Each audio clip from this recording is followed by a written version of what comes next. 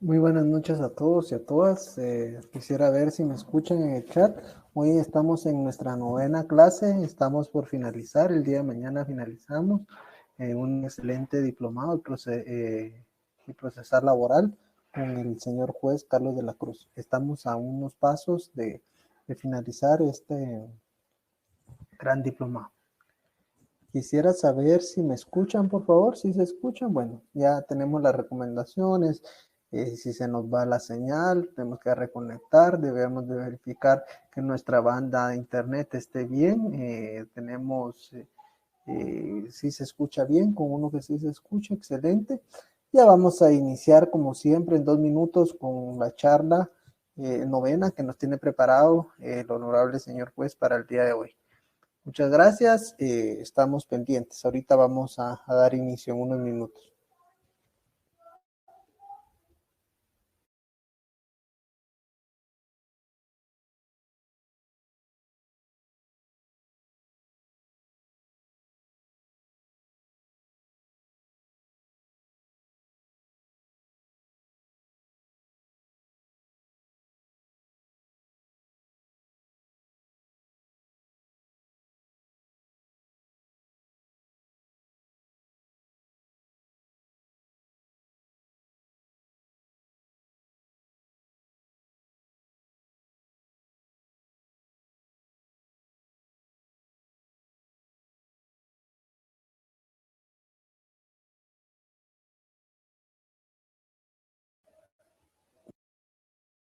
Me está informando el licenciado Carlos de la Cruz que ahorita va a dar inicio.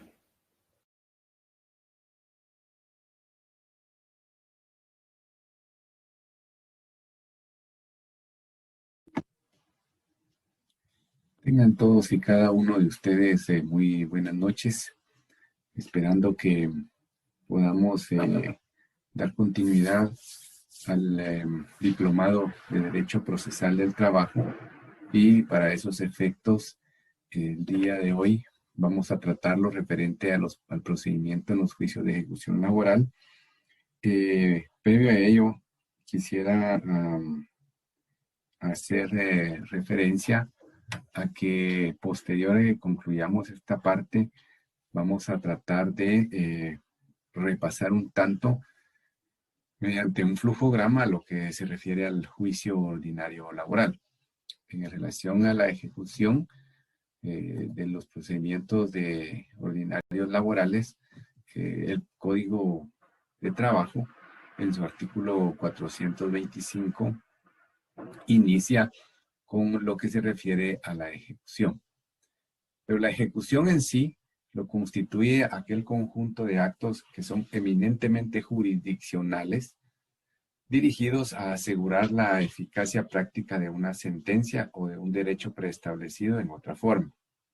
Hablamos de un derecho preestablecido en otra forma porque recordemos que no necesariamente para ejecutar el derecho de un trabajador necesariamente tenemos que acudir a una sentencia. Puede ser algún documento privado, alguna escritura pública, puede ser algún acuerdo firmado en la Inspección General de Trabajo y debidamente autorizado por el Inspector General de Trabajo.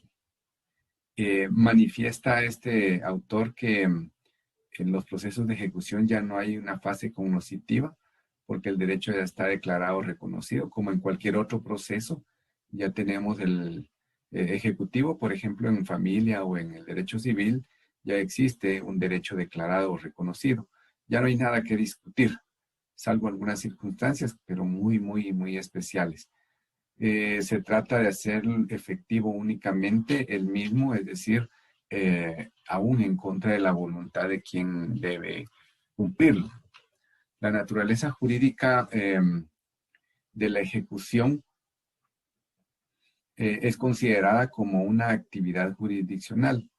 En Guatemala el criterio teórico doctrinario citado, es decir, que es una actividad jurisdiccional, se encuentra sustentado en el artículo 283 del Código de Trabajo, que establece que los conflictos relativos a trabajo y previsión social están sometidos a la jurisdicción privativa de los tribunales de trabajo y previsión social, a quienes compete juzgar y ejecutar lo juzgado. De ahí viene entonces que la naturaleza jurídica del juicio ejecutivo laboral devenga o sea una actividad eminentemente jurisdiccional.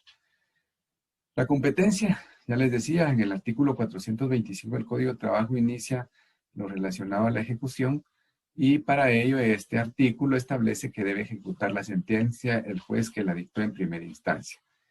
Hace referencia que para el caso de las sentencias dictadas por los tribunales de arbitraje deben ser ejecutadas por el juzgado que integró el mismo, es decir, por el juez que integró el tribunal como presidente es el que va a ejecutar la sentencia, no propiamente el tribunal en sí, sino el juzgado en donde se integró ese tribunal.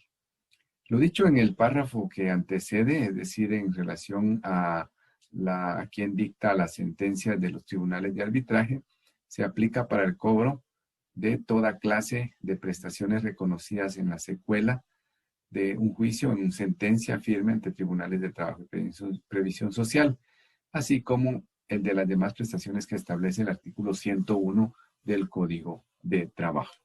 Es decir, en el caso, por ejemplo, de que exista un documento privado que se refiera al reconocimiento de prestaciones laborales y que sea de los que se constituyan en título ejecutivo, tenemos que irnos a las reglas de competencia en relación, por ejemplo, en dónde prestó sus servicios, en dónde tenía su sede la entidad, cuestiones de esa naturaleza.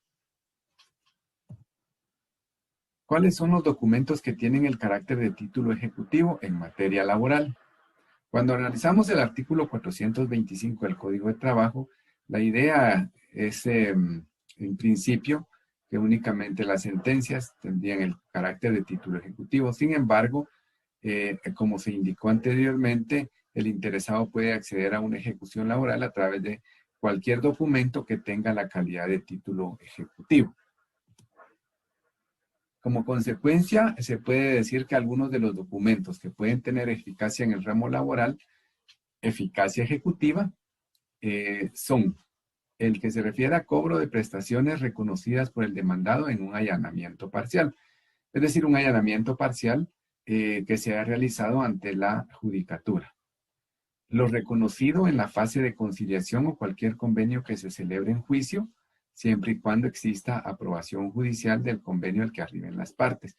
Es decir, aquel reconocimiento que se hace por parte de un patrono de pago en la fase de conciliación o aún fuera de ella, pero que se celebre en juicio, siempre y cuando exista aprobación judicial del convenio al que arriben las partes. Es decir, recordemos que cuando se lleva dentro de un juicio, hay un acuerdo entre las partes y se aprueba el mismo. Otro caso, los testimonios de las escrituras públicas, pero también para que un testimonio de una escritura pública constituya un título ejecutivo, tenemos que calificar las cuestiones como que exista una obligación preestablecida, que haya una cantidad de dinero líquida y exigible y que la misma sea de plazo vencido, es decir, que el plazo ya haya expirado para el cumplimiento de la obligación. El reconocimiento o convenio de pago otorgado en documento privado suscrito por el obligado o por su representante y reconocidos o que se tengan por reconocidos ante juez competente. Es decir, acá, fuera de los documentos que se constituyen o que facciona un notario en escritura pública, también tenemos los que están en documento privado, pero que también que se hayan reconocido o se hayan reconocido ante juez competente, ¿no? Entonces, también los documentos privados, aunque no necesariamente tenga que reconocerse el documento privado ante juez competente, porque puede ser que por sí surta los efectos correspondientes. Y en aquel caso hablamos de los documentos que no tienen una firma legalizada. También entran los documentos privados con legalización de firma por notario, es decir, hablamos anteriormente, el documento que no tiene firma legalizada, pero que es un documento privado, sí necesariamente tiene que ser reconocido ante un juez competente o por juez competente para que pueda constituirse en título ejecutivo. Pero cuando tienen firma legalizada, no necesitan ese reconocimiento siempre y cuando se cumpla con los presupuestos de cantidad de dinero líquida exigible, de plazo vencido, que estén las partes debidamente individualizadas y que se refiera a prestaciones laborales. Los arreglos directos y conciliatorios suscritos ante los inspectores de trabajo, una vez aprobados por el inspector general de trabajo o el subinspector general de trabajo. Aquellos arreglos que se hacen ante la inspección cuando son citadas las partes a audiencias conciliatorias previo a que se inicie una fase o un proceso judicial. Entonces, esos convenios, siempre y cuando estén aprobados por el inspector general de trabajo o el subinspector en su caso, constituyen título ejecutivo. Y como les indicaba anteriormente, aplicando supletoriamente el Código Procesal Civil y Mercantil, estos títulos en los cuales se funde una ejecución laboral deben de traer aparejada la obligación de pagar cantidad de dinero líquida y exigible. Doctrinariamente, se considera que los títulos ejecutivos deben de contar con las características siguientes. Primero, que pruebe la existencia en contra de la persona del demandado de una obligación en cualquiera de sus modalidades. Y si esta fuere pagar una cantidad de dinero líquida y exigible, y si consiste en la entrega de otra cosa, que ésta sea cierta y determinada. Dos, que haga por sí mismo, que sea probatorio de la relación jurídica existente, es decir, que no sea necesario complementarlo con otra forma de reconocimiento, porque una de las características de los títulos ejecutivos es su autonomía, es decir, su eficacia por sí sola, sin necesidad de ser complementada por otro documento u otro medio probatorio. En el ámbito laboral, la ejecución por excelencia tiene como finalidad la obtención forzosa del patrono de entregar una cantidad de dinero, siendo los otros tipos de ejecución verdaderamente extraordinarios e inusuales, pero eso no implica que no se den, porque puede ser que haya necesidad de llevar una ejecución de hacer, de no hacer, de dar. Entonces, pero normalmente es entregar una cantidad de dinero líquida y exigible. ¿Cómo desarrollamos el procedimiento de ejecución? ¿Cómo se inicia? Recordemos que uno de los principios del derecho laboral es la oficiosidad. En el artículo 426, primer párrafo del Código de Trabajo, se establece que el juez de oficio y dentro del plazo de 3 días de notificada la ejecutoria o aceptada la obligación, practicará la liquidación que corresponda, la cual se notificará a las partes. Es decir, una vez se encuentre firme la sentencia, si no fue apelada, pues después de los 3 días de que se notificó la misma y no se apeló la sentencia, se deberá dictar la liquidación que corresponda.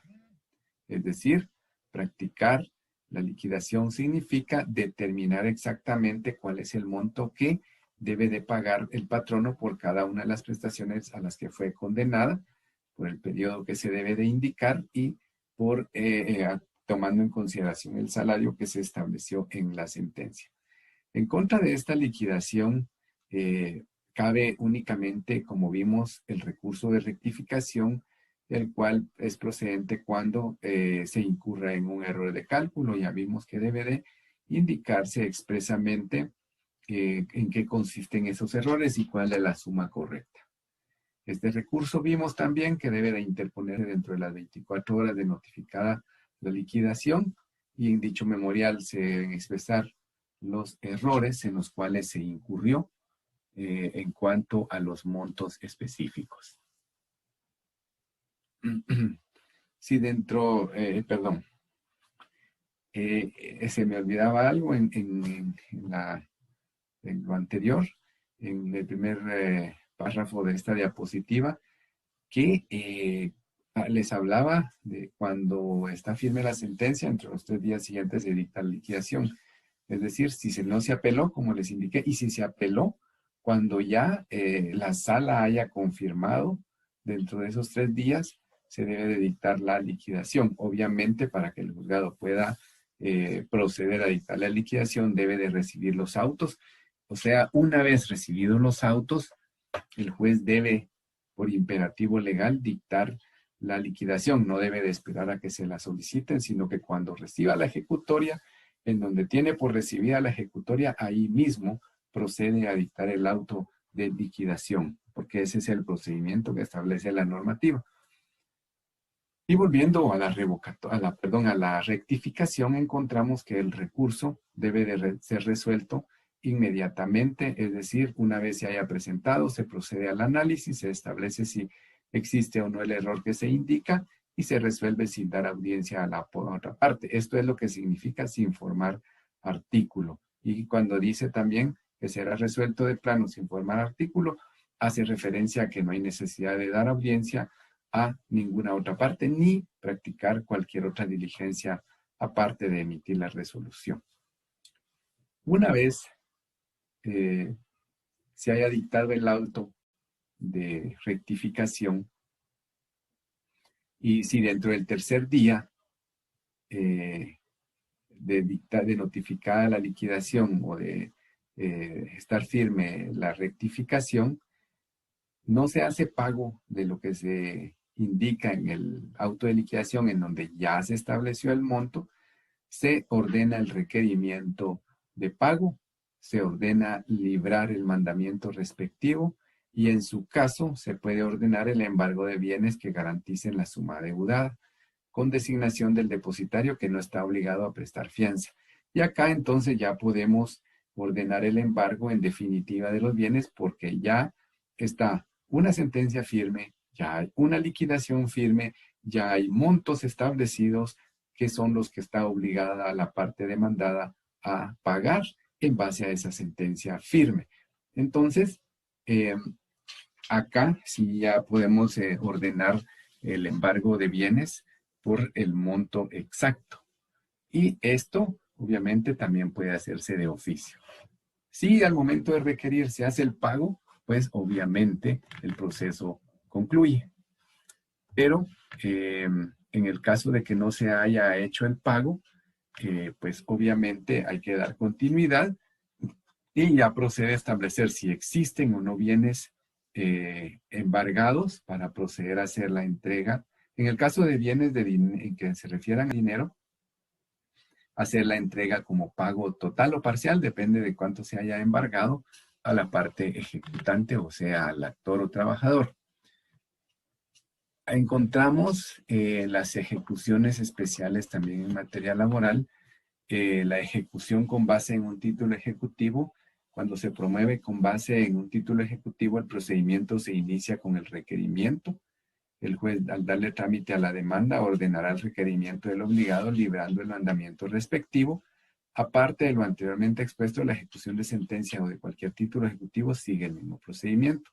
Es decir, cuando se plantea una ejecución tomando como base no una sentencia, sino un documento que no fue producto de un procedimiento laboral, iniciamos cuando se plantea la demanda y se le da el trámite respectivo con el requerimiento de pago.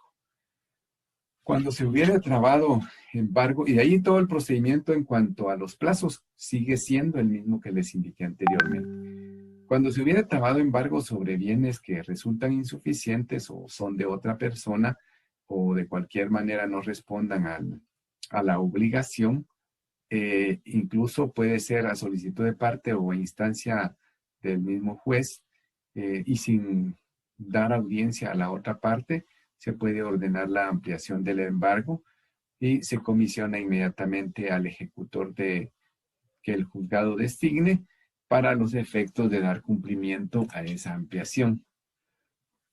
Entonces encontramos ya cuando no se ha pagado lo adeudado, al momento que se le requiera de pago, entonces, y encontramos que hay bienes embargados, dentro del tercer día de practicado este embargo, si no se hace efectivo el pago de esa deuda, se ordena que se saquen a remate los bienes embargados. Este remate debe de verificarse en un plazo que no exceda de 10 días, sin necesidad de que se hagan previamente publicaciones, pero se harán a costa del solicitante si una de las partes lo pidiere. Es decir, Acá encontramos que si existen bienes muebles o inmuebles sujetos a inscripción, debe de señalarse día y hora para el remate, que se verificará 10 días después de que se haya embargado los bienes. Una característica especial es que no se necesita hacer publicaciones en el diario oficial como un remate de un inmueble en materia civil o en materia de familia incluso,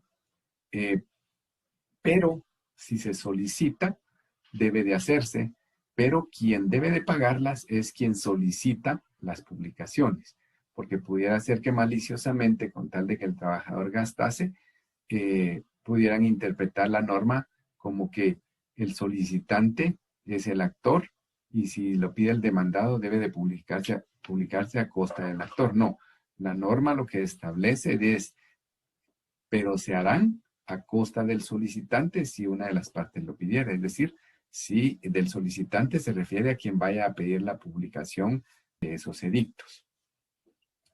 En el acta de remate se ha de declarar fincado el mueble, el bien mueble o inmueble en el mejor postor o en el ejecutante según el caso, sin que dicho remate pueda abrirse ni sea necesaria posterior aprobación. Es decir, cuando se lleva a cabo la audiencia de remate, pues obviamente se facciona un acta en donde se tiene por fincado. Cuando hablamos de fincado es que es a la parte o al postor o al mismo ejecutante o actor, se le hace la adjudicación. Fincado es adjudicarle al postor o al ejecutante el bien mueble o inmueble que se haya rematado. Y no hay necesidad de una posterior aprobación para que surta los efectos respectivos. Si estos bienes que se remataron estuvieran sujetos a registro, como en el caso de inmuebles o vehículos, que los vehículos son bienes muebles, se fija de oficio al obligado un plazo no mayor de 5 días para que otorgue la escritura traslativa de dominio bajo apercibimiento de hacerlo el juez en su rebeldía. Es decir, una vez se hayan ejecutado los bienes inmuebles o muebles que han sido sujetos del remate, se emite un decreto en donde se le fija al demandado o ejecutado el plazo no mayor de 5 días, es decir, puede ser de 1 a 5 días para que otorgue la escritura traslativa de dominio y de una vez en ese decreto se le apercibe que en caso no lo haga dentro de dicho plazo, el juez de oficio lo hará en su rebeldía. Es decir, que en lugar de que el ejecutado o demandado vaya, o patrono, que sería en este caso, firme la escritura traslativa de dominio, el juez hace sus veces en su rebeldía, porque ya ha sido apercibido y si se niega, pues obviamente el juez en su rebeldía hará la adjudicación correspondiente. Si esos bienes que se remataron fueran inmuebles y no están registrados, se ordena al depositario o a quien los posea su inmediata entrega a quien corresponda. En caso de desobediencia, se ordenará el secuestro judicial sin perjuicio de las demás responsabilidades en que se pudiera incurrir. Recordemos que hay bienes muebles que no están inscritos. Les voy a dar un ejemplo. Hay casos en los cuales no existe obligación de registro de determinados bienes. Digamos que se hizo un secuestro, un embargo de alguna maquinaria, por ejemplo, prendas de vestir a gran escala que cubriera determinado monto. Son bienes que no son susceptibles de registro. Entonces, cuando se ordenó el secuestro, pues obviamente se tuvo que haber designado un depositario. Y en el caso de que se haya llevado ya al remate, pues obviamente se ordenará a ese depositario que se los entregue a la parte actora o ejecutante. Si hay una desobediencia, en este caso en cuanto a la entrega, porque esta parte se hace referencia cuando el depositario lo es el mismo demandado, porque puede ser que a él se le haya, o ejecutado, a él se le haya designado como depositario y no se haya hecho un previo secuestro judicial. Entonces, en caso de que él no lo entregue en el plazo que se le fije, se ordena el secuestro de los mismos sin perjuicio de cualquier responsabilidad en la que incurra. Y cuando habla de cualquier responsabilidad, habla de cuestiones penales también en que pudiera incurrir por la apropiación o la retención indebida de lo que tuviese o por cualquier otra circunstancia en la cual pudiera incurrir. Uno de los aspectos importantes que hay que considerar en la ejecución es que recordemos que hay un monto específico sobre el cual se están rematando los bienes y pudiera ser que el actor haya solicitado que se adjudiquen los bienes por el monto de lo adeudado, en cuyo caso se podrá hacer la adjudicación de todos los bienes que se han embargado por el monto que se adeude o que se haya reclamado en su oportunidad. Dentro de todo este tema, y volviendo un poco al tema este de las otras responsabilidades en que se incurriera, pudiera ocurrir el alzamiento de bienes. ¿Cuándo se da el alzamiento de bienes? Cuando el obligado, o sea, el demandado, enajene o venda los bienes durante la ejecución de tal forma que resulte insolvente, el juez dictará en su contra lo conducente al ramo penal para que le procese como autor del delito de alzamiento. Entonces encontramos acá que existen obligaciones de las partes y principalmente en el caso de la ejecución de la parte demandada o ejecutada o de la parte patronal para que de alguna manera proceda a entregarla, si no la entrega pueda ser procesado por alzamiento de bienes. Dentro de las impugnaciones, en el proceso de ejecución, encontramos que de conformidad con lo que establece el tercer párrafo del artículo 427, únicamente procede el recurso de rectificación, como ya lo vimos anteriormente. Pero el recurso de rectificación procede únicamente para el caso de que se haya iniciado la ejecución por una sentencia o por un convenio que se ha celebrado el juicio. Pero si, por ejemplo, se inicia por un testimonio en escritura pública, un documento privado con firma legalizada o por un acuerdo o convenio realizado ante la Inspección General de Trabajo, sí procede incluso en la interposición de cualquier recurso. Eso lo vamos a encontrar en unas sentencias que les voy a trasladar el día de mañana, cuando ya veamos casos de precedentes constitucionales o doctrina legal o constitucional o jurisprudencia, como querramos llamarle, en donde vamos a ver estos aspectos importantes. Las tercerías dentro del procedimiento de ejecución, el Código de Trabajo no las regula específicamente. Sin embargo, conforme a lo que establece el artículo 427 en su párrafo segundo respecto a la posibilidad de que pudieran embargarse bienes propiedad de terceros, se infiere la procedencia de la tercería excluyente de dominio, en cuyo caso deberá aplicarse para su desarrollo procesal lo normado por el Código Procesal Civil y Mercantil.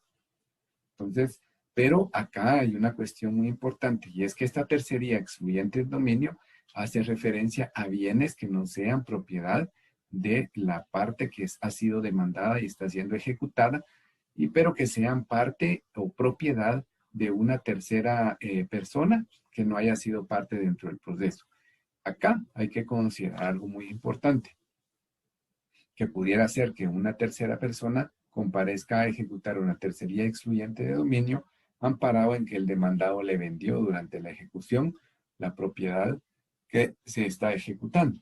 Entonces acá es en donde se pudiera establecer sobre si existió un alzamiento de bienes o esa posibilidad para que se certifique, porque recordemos que no es el juez del trabajo el que va a determinar realmente o legalmente si existió un alzamiento de bienes, sino que será un juez del orden penal.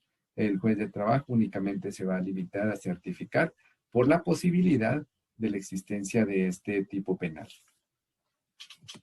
En las hay ejecuciones, están las ejecuciones de obligaciones de hacer, de no hacer o de entregar cosa determinada.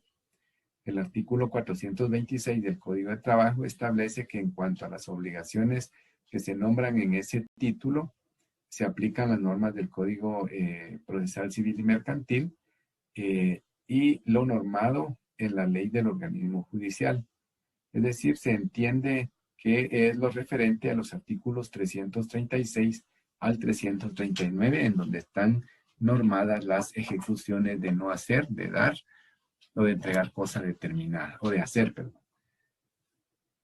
¿Qué es la ejecución de obligaciones de entregar cosa determinada? Cuando la ejecución recaiga sobre cosa cierta o determinada especie, si al momento en que se requiera la entrega, el ejecutado no cumple, se pondrá en secuestro judicial resolviendo en sentencia la entrega definitiva. Es lo que hablábamos anteriormente en cuanto a bienes muebles que no estén sujetos a inscripción y que tampoco hayan sido secuestrados previamente al remate. Entonces, en ese caso, si en el acto del requerimiento de la entrega no se cumple por quien está obligado, entonces se ordena el secuestro, si existiera el bien, ¿verdad? Y acá se hace referencia a que debe resolverse en sentencia la entrega definitiva, pero esta parte no es aplicable a materia laboral, sino únicamente en materia civil, porque ahí sí hay una sentencia en los casos de ejecución de obligaciones de la entrega de cosas determinadas. Entonces acá no, acá se ordena el secuestro y al ordenarse el secuestro, pues obviamente podrá entregarse de una vez al actor o trabajador o ejecutante, o si él hubiese designado algún depositario, pues pudiera hacer, aunque por la fase en la cual ya se encuentra el proceso, lo procedente sería entregarle directamente al actor o ejecutante los bienes. Si ya no existe lo que se está pretendiendo requerir o ya no pudiera secuestrarse, hay que embargar otros bienes. Entonces, porque como ya no existe, pues aquí se faculta para embargar otros bienes. Acá, como de acá ya tenemos una cantidad de dinero líquido exigible, ya no es necesario que se fije una cantidad provisional, aunque aquí hace referencia a los daños y perjuicios, pero acá ya no podemos estimar daños y perjuicios porque acá lo que tendríamos que hacer es, como lo que se está pretendiendo es el pago de una cantidad de dinero que ya está fijada, es buscar otros bienes que cubran esta cantidad. Acá el legislador dejó estipulado esto porque muchas veces esas cosas ciertas o determinadas en materia civil han sido las partes, digamos, los bienes directamente que estaba obligada una de las partes a entregar producto de una obligación. O sea, había una relación directa entre lo que se demandaba y el bien que debía de entregarse. Pero acá en materia laboral, como estamos hablando que lo que se reclama es una cantidad de dinero por prestaciones laborales y que pudo haberse embargado bienes que ya no existen, no tiene una relación directa, porque no era esa la obligación directa que debía cumplirse, sino que puede ser por medio de otros bienes. Si fuera necesaria la recepción de alguna prueba, el juez la recibirá en una sola audiencia que se practicará requerimiento de cualquiera de las partes dentro de los 5 días siguientes al embargo. Acá podría ser en el caso de que sea necesario y para establecer sobre la existencia o no de los bienes.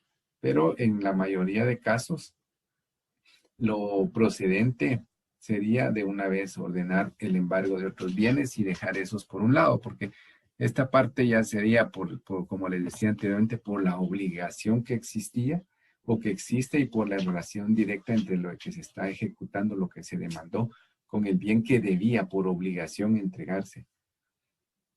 La ejecución de obligaciones de hacer. Si el actor exigiera la prestación del hecho por el obligado, el juez atendía las circunstancias, señala un plazo para que se cumpla la obligación. Si no se cumpliera, se embargan bienes por los daños y perjuicios, fijando provisionalmente el juez el monto de ellos.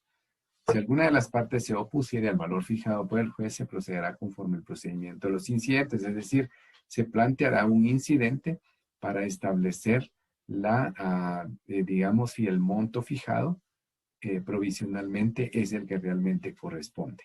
Y acá, obviamente, dentro de este incidente, la prueba idónea será el dictamen de expertos. El ejecutante podrá optar por pedir de una vez la fijación provisional del monto de los daños y perjuicios y el embargo consiguiente, o bien que se cumpla la obligación de hacer por un tercero si esto fuera susceptible de realizarse y a costa del ejecutado. En este último caso, el juez fija el plazo correspondiente. Esta parte me permití dejarla acá, así como la anterior, para que viéramos que a pesar de que la norma civil lo establece, en materia laboral recordemos que puede ser que exista una ejecución de obligación de hacer, pero por ejemplo, cuando deviene de la ejecución de un laudo arbitral, ahí sí es procedente porque puede ser que existan obligaciones de hacer que derivan de la sentencia arbitral. Pero en materia, por ejemplo, del cobro de prestaciones laborales, no hay una relación directa entre una cosa y otra, salvo que ahí se haya establecido la posibilidad o en sentencia se haya condenado a la parte patronal a ejecutar algo, es decir, a hacer algo y no precisamente una prestación de carácter pecuniario. Pero en la mayoría de casos, lo procedente en estas obligaciones de hacer es que se cumpla con el pago respectivo y si realmente o exactamente hay una obligación que se ha establecido en sentencia de hacer, entonces allí podemos hablar de la posibilidad de daños y perjuicios producto de no haber o de no ejecutar el acto que estaba obligado el patrón.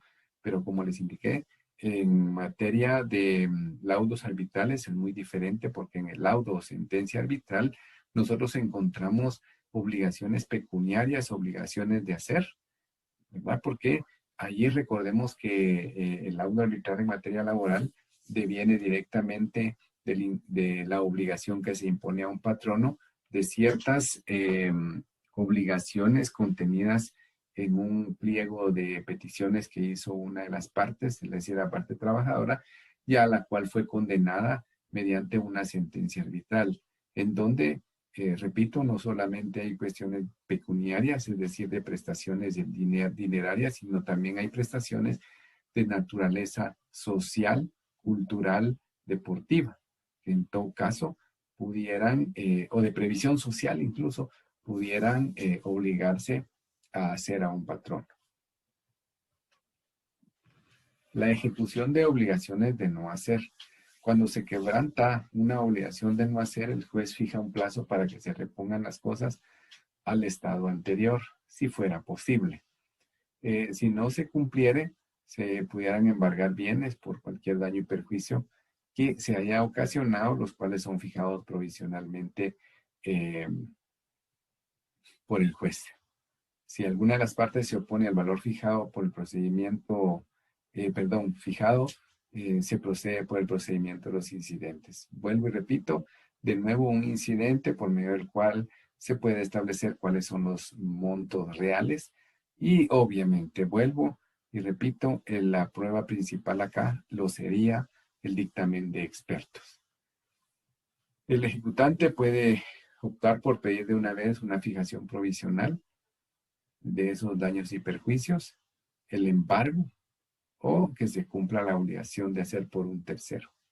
Pero acá en materia laboral no podemos obligar a un tercero al cumplimiento de una obligación de hacer o de no hacer, porque acá el obligado directo lo es el patrón. Las medidas cautelares en la ejecución laboral. La medida cautelar por excelencia en los procesos de ejecución laboral y que es la que en su mayoría de casos es aplicable es el embargo de bienes del obligado.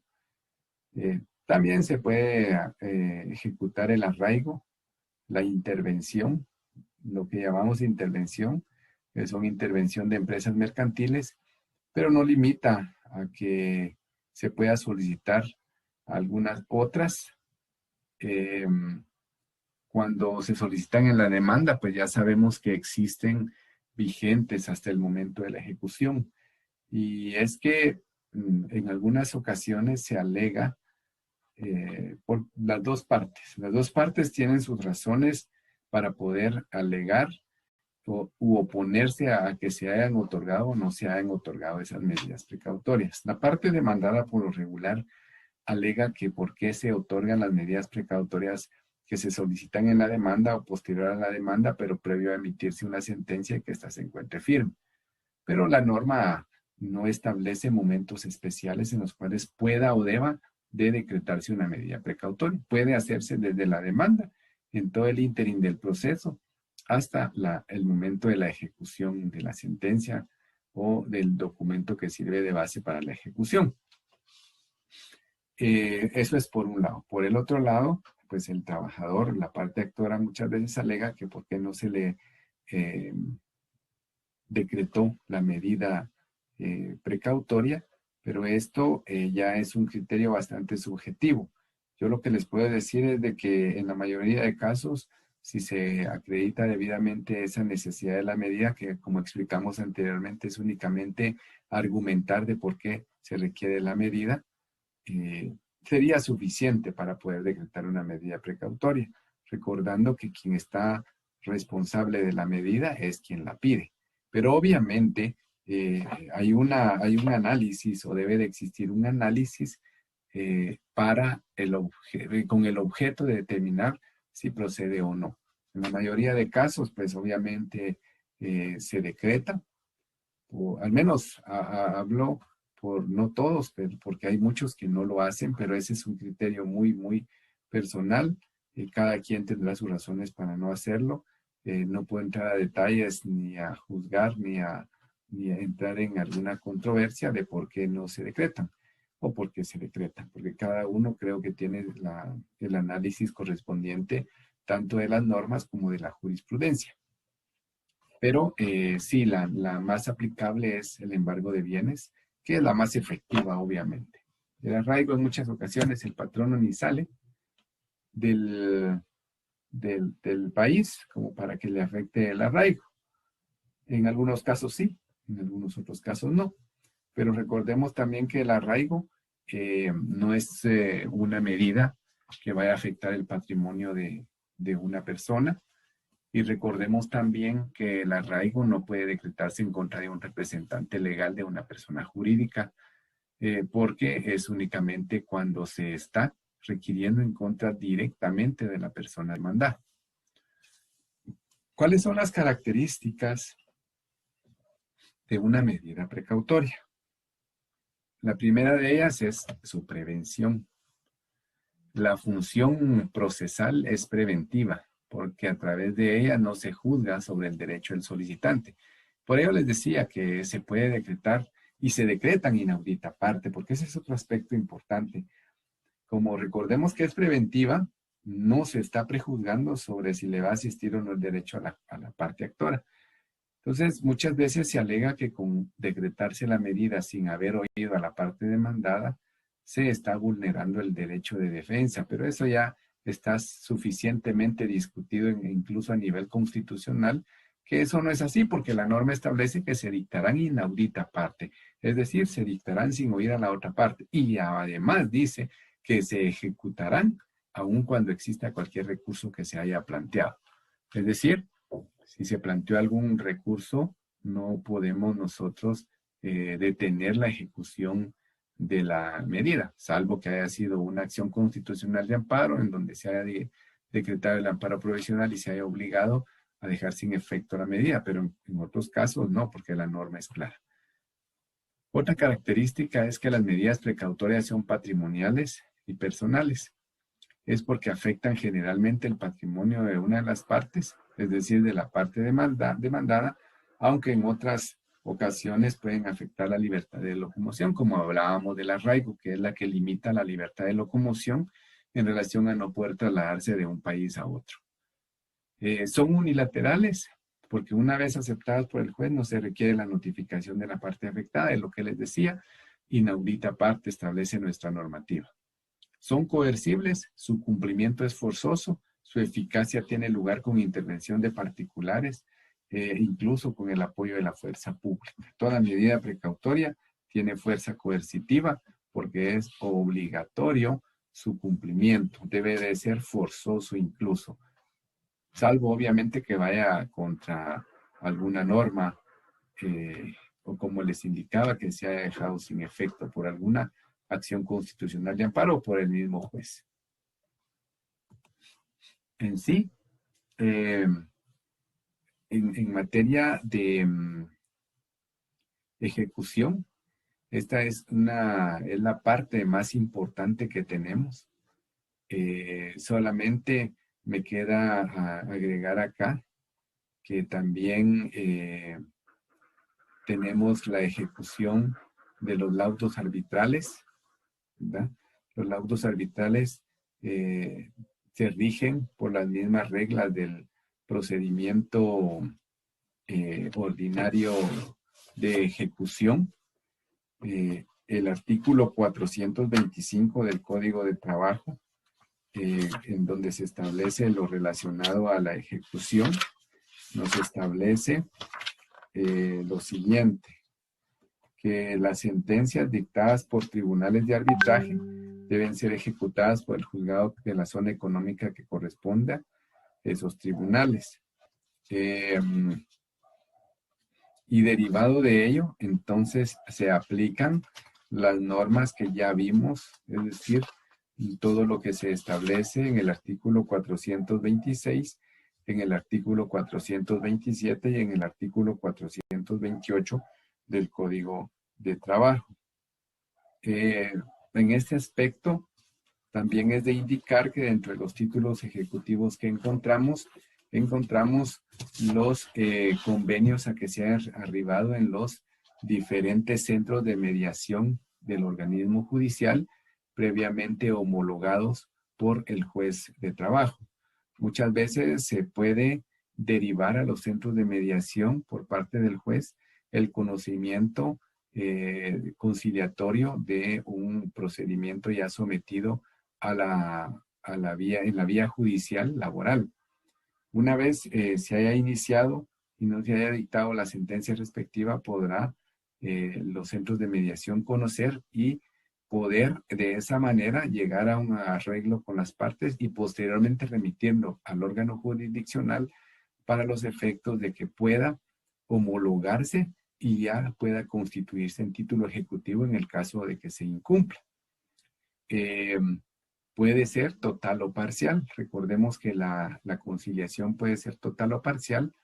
En algunas ocasiones ha existido que de estos centros de mediación han acordado con las partes el cumplimiento de una parte de lo que se ha demandado y entonces cuando llega al juzgado únicamente se continúa por lo que no se llegó a un arreglo. Y es que esto se hace principalmente derivado de las distancias que hay entre la presentación de la demanda y las audiencias para los efectos de establecer si con más antelación, o sea, antes de que se llegue el día y hora para la audiencia que se señaló, pudieran en algún momento dado llegarse a un arreglo para no tener la necesidad de esperar hasta que llegue la audiencia que señaló el juzgado. Aunque en muchas ocasiones, pues al trabajador no le interesa y no llega, o al patrono no le interesa y no llega, o ambas partes no llegan, porque ese ha sido uno de los puntos importantes por los cuales no ha podido llegarse a un acuerdo en el centro de mediación, porque pues ambas partes no llegan o una de las dos no llegan. Así es imposible porque el centro de mediación lo que hace es una invitación a comparecencia a una junta conciliatoria, la cual obviamente no es obligatoria. Ya dentro del procedimiento ordinario laboral, pues el agotamiento de esa fase procedimental es obligatoria únicamente para establecer si las partes quieren o no llegar a un acuerdo. Entonces, en virtud de ello, encontramos ese otro título y algo muy importante es que podemos ejecutar los diferentes convenios, los diferentes pactos, digamos, llamémosle pactos, porque hay un pacto entre patrón y trabajador de aceptar determinada obligación y su cumplimiento, siempre y cuando se llenen los requisitos de que sea un título ejecutivo, que cumpla las características de que contenga una cantidad de dinero líquida y exigible, de plazo vencido, es decir, que en el cumplimiento se haya fallado por la parte demandada. En este tema es muy importante porque es necesario que los títulos ejecutivos sean claros. Cuando se llegue a un acuerdo, a un arreglo, ya sea que se haga en escritura pública, ya sea que se haga en el juzgado, ya sea que se haga en documento privado con firma legalizada o en un simple documento privado, o que se haga ante la Inspección General de Trabajo, es importante, en primer lugar, que este título contenga, primero, los nombres exactos de las partes, es decir, quién es el obligado y a favor de quién se está obligando. Esos son dos aspectos importantes. ¿Cuál es el monto por el cual se está obligando? Y mejor, aunque eso es intrascendente, ¿cuáles son las prestaciones que se están conviniendo ahí? Sería mejor detallarlas en beneficio de ambas partes, por aquello de que posteriormente se diga, no, es que ahí se combinó una parte y otra parte quedó fuera. Entonces, lo importante es que quedemos claros que si se está conviniendo sobre las obligaciones en total, hay que indicar qué prestaciones, cuál es el monto y cuál es el periodo. ¿Sí? Bueno, luego de eso, indicar cuál es el plazo de cumplimiento. Si se va a hacer en un solo pago, digamos, pues indicar la fecha exacta, el lugar de cumplimiento. Si se va a hacer en amortizaciones, pues indicar cada una de las fechas, indicando incluso el año, aunque consideremos repetitivo y que sean del mismo año, indiquemos. Si, por ejemplo, es 24 de octubre de 2020, y de ahí tenemos que el 30 de octubre de 2020, de ahí el 1 de noviembre de 2020, aunque tengamos que repetir el año, hagámoslo de esa manera, que sean fechas exactas y que sean montos exactos que se indiquen en cada uno de esos pagos. Cuando hablamos de que el título ejecutivo es de plazo vencido, ya sea que si es por una sola amortización, se haya dejado de pagar la totalidad, es decir, el solo pago, un solo pago y no se cumplió con el pago el día y hora que se fijó, ahí ya constituye título ejecutivo. En el caso de que sea por amortizaciones, digamos, son 3 amortizaciones, no se cumplió la primera, ya a partir de ahí se faculta al trabajador para que dé por plazo vencido el título ejecutivo y pueda plantear su ejecución. Es decir, no necesariamente tiene que llegar hasta el último pago que tenía que hacerse para ejecutarlo. Puede hacerlo incluso dentro del periodo en el cual se encuentra, digamos, aún vigente, digamos que aún se encuentra vigente el plazo. Pero en ese caso, nosotros vamos a encontrar que si con una cuota de 2, de 3 que se dejó de pagar, ya puede considerarse de plazo vencido.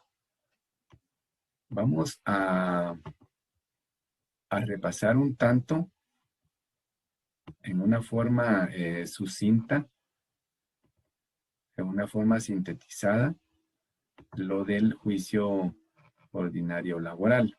¿Cómo iniciamos el juicio ordinario laboral? Recordando, lo iniciamos mediante una demanda que puede ser verbal, que puede ser escrita, una demanda simple o una demanda con acciones acumuladas. ¿Cuáles son los requisitos? Todos los que se establecen en el artículo 332 del Código de Trabajo. Si hay una interposición de la demanda en forma oral, se facciona un acta y siempre se debe de cumplir los requisitos del artículo 332, de acuerdo con lo que establece el artículo 333 del Código de Trabajo.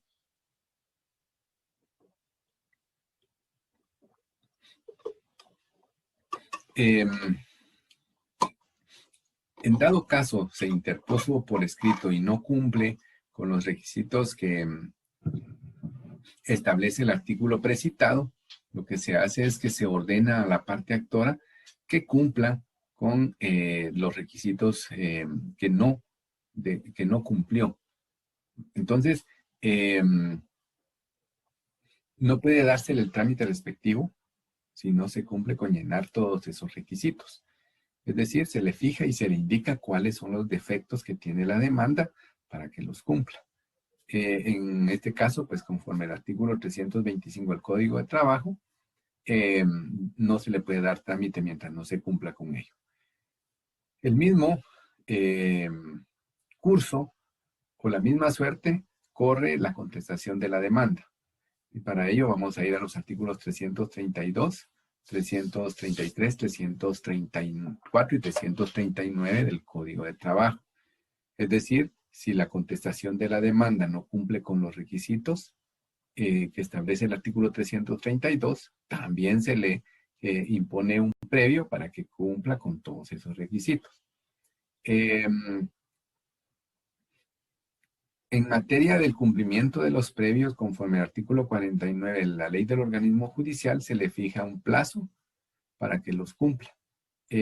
Bueno, acá podemos hablar de que, ¿qué pasa? Como preguntaban algunos, si no cumple dentro de ese plazo. Simplemente el proceso queda inactivo. Podría percibírsele que en caso de no cumpla se archivará, pero el archivo al que se refiere en materia laboral no es el archivo de que ya no va a poder cumplir con esos requisitos. No, simple y sencillamente lo que se hace es, usted no subsana esos requisitos, se va a archivar.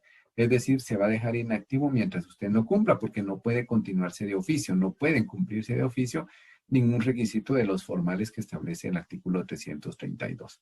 Bueno, entonces, digamos que se dio cumplimiento a esos requisitos, entonces ya se le da el trámite respectivo a la demanda, se señala día y hora para que las partes comparezcan a juicio oral, se les apercibe de que deben de comparecer con sus respectivos medios de prueba y de igual manera si la parte demandada está obligada o fue ofrecido como medio probatorio la confesión judicial por la exhibición de documentos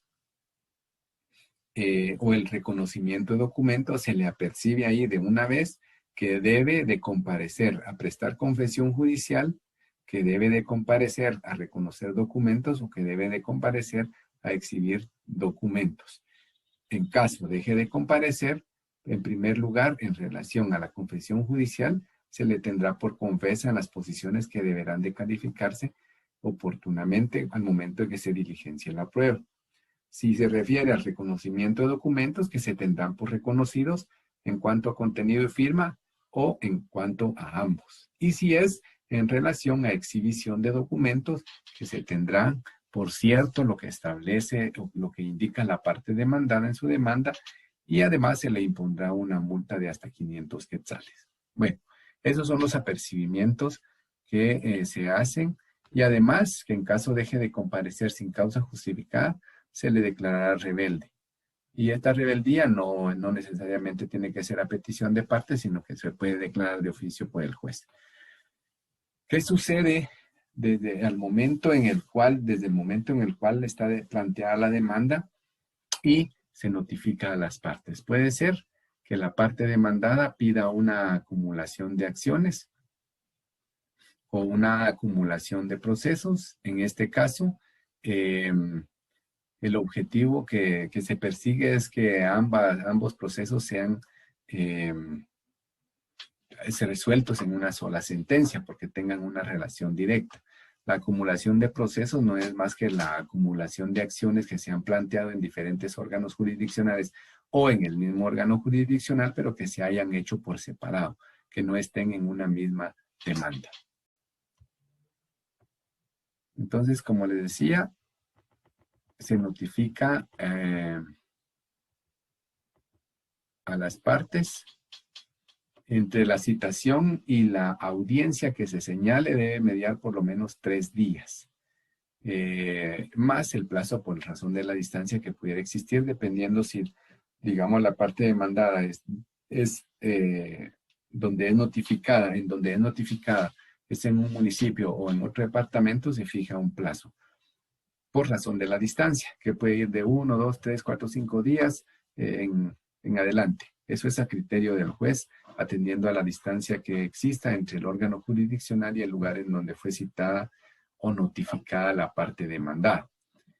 Algo bien importante acá es que esos 3 días es necesario que exista esa mediación entre el día que se notifica y el día que va a realizarse la audiencia. Y si se da plazo de la distancia, esos 3 días más ese plazo de la distancia, para que tenga validez la audiencia que se va a desarrollar. Aunque obviamente si en algún momento dado digamos que se fijó 2 días por razón de la distancia y se le notificó solamente con 4 de anticipación, la parte demandada puede comparecer a la audiencia y prácticamente al comparecer está renunciando a ese plazo y damos por legal la notificación y por legal, la notificación es legal, pero la damos por cumplida la notificación para los efectos de poder llevar a cabo la audiencia. Esto lo encontramos en los artículos 48 y 49 de la Ley del Organismo Judicial en relación al plazo por razón de la distancia en el artículo 48. ¿Cuáles son los efectos de esa notificación? Es lo que nosotros llamamos emplazamiento. A partir de ahí queda emplazada la parte demandada. Los efectos es que le da prevención a la parte demandada, se le sujeta a las partes a seguir el proceso ante este juez. Por ello está el plazo para la oposición de la cuestión de incompetencia y se obliga a las partes a constituirse en el lugar del proceso. Ello es necesario que entendamos que el emplazamiento y la primera comparecencia no significa que la primera comparecencia va a ser hasta el día de la audiencia. Hay una cuestión muy equivocada ahí y muchas personas creen que ellos están obligados a manifestarse dentro del proceso o a señalar lugar para recibir notificaciones hasta que comparecen al día y hora de la audiencia. En muchas ocasiones han mal utilizado esto como una mala estrategia para poder, primero, se les notifica en donde estaban o en donde vivían y recibieron la notificación y no dijeron nada. Resulta que después cambiaron de lugar, se fueron a otro lugar y nunca señalaron ante el juzgado que tenían un lugar diferente para ser notificadas. Y puede que ocurra alguna circunstancia especial como el caso de la pandemia y en donde hubo necesidad de reprogramar audiencias y se reprogramó una audiencia y pues se le notificó en donde originalmente se notificó y no hubo problema y ahí la notificaron. Como una mala estrategia, la parte demandada pues cambió de sede o de lugar antes de que eso ocurriera, pero nunca hizo de conocimiento del órgano jurisdiccional de un lugar para señalar, para recibir notificaciones. Entonces, digo que es una mala práctica y una mala estrategia porque esa notificación tiene plena validez. La primera comparecencia a las partes es señalar lugar para recibir notificaciones dentro del término que se da entre la notificación y el día de la audiencia, no necesariamente el día de la audiencia.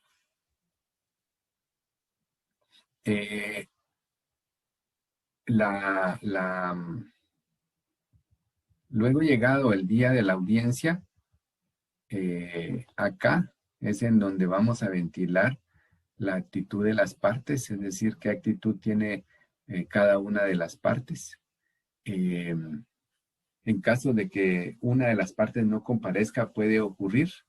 Si no comparecen las dos partes y no presentan excusas, se debe dictar sentencia dentro de 48 horas siguientes con la prueba aportada. Artículo 358 del Código de Trabajo. Si no comparece sin presentar excusa, una de las partes se debe de continuar con el juicio en su rebeldía y proceder a diligenciar toda la prueba que se haya ofrecido por la parte actora, digamos, si fue la que compareció. Y si fue la parte actora la que no compareció, pero la parte demandada, de igual manera, ahí se diligencia la prueba de ambas partes. Por la tutelaridad se diligencia la prueba de la parte actora aunque no haya llegado. Las partes se pueden excusar por enfermedad únicamente y por una sola vez, y siempre que se haya justificado documentar la misma antes de la hora señalada para el inicio de la audiencia y o posterior a la misma. Si el juez aceptara la excusa, se señalará una audiencia dentro de 72 horas. Acá la presentación de la excusa después de la audiencia debe hacerse entre las 24 horas siguientes de celebrar la misma, pero, como les indiqué anteriormente, esa excusa o esos hechos o esa enfermedad debe de haber acaecido no antes del día y hora señalado para la audiencia, porque si fue así, la excusa ya deviene extemporánea, aunque se presente dentro de las 24 horas. antes del inicio de la audiencia, si pudiera presentarse sería mejor, porque si digamos, la enfermedad acaeció antes de la audiencia, debe de presentarse ese documento en donde se haga constar el tipo de padecimiento y la imposibilidad para asistir, cuál es esa prescripción médica, la constancia de haber ido a un hospital o una certificación médica. Una certificación médica debe llevar sus timbres, una constancia médica extendida por un médico colegiado, o la constancia médica que otorgan los hospitales nacionales. Acá, en este apartadito, tenemos la otra circunstancia. Si en algún caso la constancia o la excusa no pudiera presentarse antes de la hora señalada, se presenta entre las 24 horas siguientes, pero les indicaba este artículo 336 del Código de Trabajo, tiene dos aristas muy importantes, y lo es el hecho de que existen dos momentos, pero existen dos posibilidades también de poder realizar, aceptar una excusa. Muy bien. Hubo un pequeño problemita ahí con la transmisión. Luego nos encontramos con otras posibilidades. Vamos a ir por la primera posibilidad de la comparecencia de las partes, en donde no hay una ampliación de demanda. Entonces se tiene por ratificada la misma, no hay ni ampliación ni modificación. Se tiene por ratificada y digamos, la audiencia continúa en sus fases siguientes, que sería la contestación de demanda. Pero si existe también esa posibilidad de la ampliación o modificación, que puede presentarse hasta el momento de la audiencia o puede hacerse antes. En caso de que la parte demandada no esté anuente a poder asumir la postura procesal cuando se ha ampliado o modificado la demanda en cuanto a hechos o pretensiones, entonces se ha de señalar una nueva audiencia. En el caso de que sí decida asumir una postura procesal, pese a que se trate de ampliación o modificación de hechos o pretensiones, entonces se continúa con la audiencia en sus fases subsiguientes.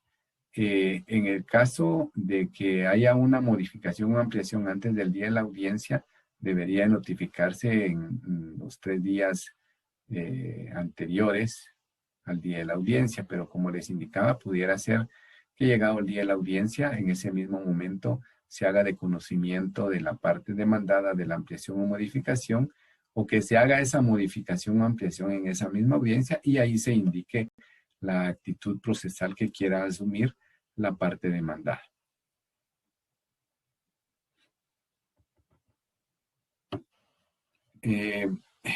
Previo a que pueda contestarse la demanda, digamos que ya no hubo modificación ni ampliación, sino que se ratificó la demanda, o habiendo existido la misma, la parte demandada decidió contestar en esa misma audiencia o asumir la postura procesal, o se señaló una audiencia. En cualquiera de estos 3 casos, lo que sigue es que la parte demandada indique si opone excepciones dilatorias. Recordemos que las excepciones dilatorias son los medios de defensa que opone un demandado invocando hechos procesales que impiden el conocimiento o la continuidad del proceso, ya sea que sean impeditivos o extintivos respecto al planteamiento del actor. No anulan el proceso, simplemente lo que persiguen es depurar. Se pueden interponer en forma oral antes de contestar la demanda o la reconvención, en los artículos 342, 326, 344, párrafo segundo del Código de Trabajo. En este caso, cuando se interponen las excepciones dilatorias, el plazo para que se puedan responder, dice, para que pueda evacuarse. Algunos dicen responder, pero es evacuación de la audiencia, es de 24 horas. Acá encontramos que las excepciones dilatorias no tienen una tramitación incidental como en materia civil. Esa es una una circunstancia bien especial y las cuales les explicaba que acá lo que se hace es dar audiencia por 24 horas. Las excepciones dilatorias deben de plantearse en audiencia, no pueden plantearse por escrito y no llegar la parte demandada. Tienen que plantearse en audiencia. Obviamente, puede hacer su planteamiento por escrito, pero tiene que llegar el día de la audiencia. Si no llega el día de la audiencia, no se tienen por presentadas, porque la comparecencia de la parte demandada a la audiencia es obligatoria. Ya también hay fallos constitucionales en cuanto a este extremo. Bueno, la cuestión es de que esas 24 horas son renunciables, porque pueden evacuarla en esa misma audiencia. Si se evacúa en esa misma audiencia, se dicta el auto que declara con o sin lugar las excepciones dilatorias. Si se declaran sin lugar, ese auto no es apelable, no procede ningún recurso más que la acción constitucional de amparo, pero como en ese momento no puede oponerse a la misma, lo que tendrá que es continuarse en la fase de contestación de demanda. Pero digamos que por alguna circunstancia especial se pasó algún requisito y no fue tamizado en el juzgado de admisibilidad o al momento de habérsele dado trámite a la demanda por el juzgado que conoce, porque en los departamentos no hay juzgado de admisibilidad. Entonces, en ese caso, se declarará con lugar una excepción dilatoria de demanda efectuosa, esa no le pone fin al proceso y por lo tanto tampoco es apelable. Ni tampoco es objeto de nulidad, porque lo que se persigue es depurar el proceso y que se entable la litis debidamente como debe de ser. Entonces, se le fija un plazo para que subsane ese defecto de la demanda. Y lo puede hacer también en la misma diligencia, pero sin embargo, si el defecto se refiere a hechos o pretensiones, siempre la parte demandada tendrá la palabra para que defina si ha de continuar con su contestación de demanda o se señala una audiencia para que proceda a contestar la misma. Si no se refiriera a hechos o pretensiones el defecto, la audiencia debe de continuar en su fase de contestación de demanda. Luego tenemos ¿cuáles son las excepciones dilatorias? Bueno, hablamos de la incompetencia del tribunal, pero esta recordemos que conforme el artículo 309 del Código de Trabajo, el plazo es de 3 días a partir de que se les notifica la demanda. Es decir, esta no es de las que se puede plantear el día en la audiencia. De ahí tenemos la falta de capacidad legal del autor, la demanda defectuosa, la de falta de personalidad, la de falta de personería y la litispendencia. Entonces, encontramos que estas son las que se pueden oponer en el proceso ordinario laboral. Que de repente vengan y pretendan plantear aquella que les decía de falta de cumplimiento de la condición o el plazo a que está sujeta la condición que se hace, la obligación que se hace valer, esa es una excepción inoperante que no puede plantearse en materia laboral. Puede plantearse también, pero no como dilatorias, la excepción de prescripción de pago, de cosa juzgada incluso. Pero la cosa juzgada tiene mucha relación con la litispendencia, aunque es muy diferente, porque la litispendencia, para que exista, son procesos que deben de encontrarse aún en trámite, mientras que en la cosa juzgada, el proceso al que puede hacerse referencia, ya debe existir una sentencia firme y debidamente ejecutoriada.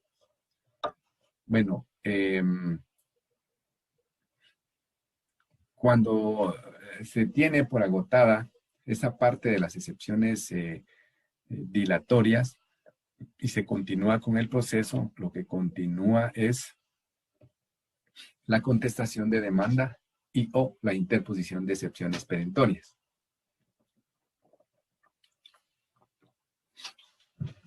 ¿Por qué les digo y o? Porque la parte demandada puede, si lo desea, solo contestar la demanda, pero también puede contestar la demanda y oponer excepciones perentorias.